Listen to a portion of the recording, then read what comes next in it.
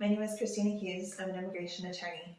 I wanted to come on today and talk to you about generally what's happening with USCIS and immigration courts and the consulates in light of the COVID pandemic.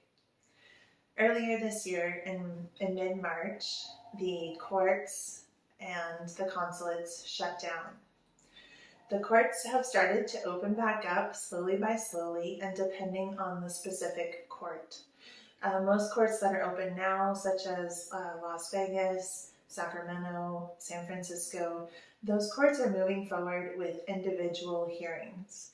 So that would be the final hearing in most immigration cases. The preliminary hearings are being pushed out further and being rescheduled.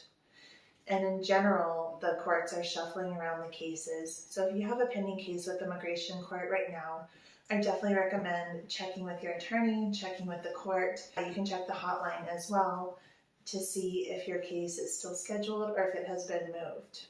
And also make sure to keep your address up to date with the court so that way they can notify you of any changes. As far as USCIS and processing petitions and applications, they have been working throughout the pandemic. What we've seen in the past couple of months is that they've started doing interviews again in person, and they've started doing biometrics. So again, if you're filing with USCIS, watch your mail so that way you don't miss any appointments. The consulates have started opening up slowly.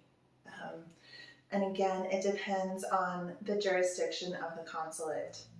So for example, in Mexico and Ciudad Juarez, they are attending to emergency cases only. Emergency in cases where children are going to age out of processing and would lose their eligibility.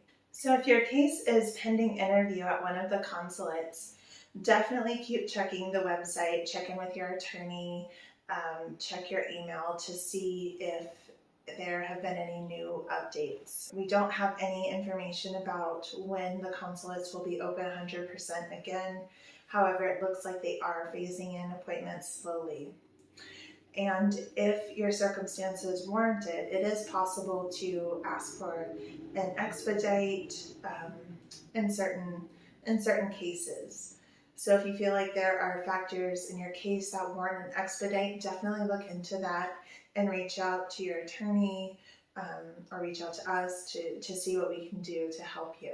Keep in mind with USCIS, with the immigration courts, and with the consulates that we are experiencing significant delays in case processing. So be mindful of that when you're making any future plans and thinking about moving forward with your process.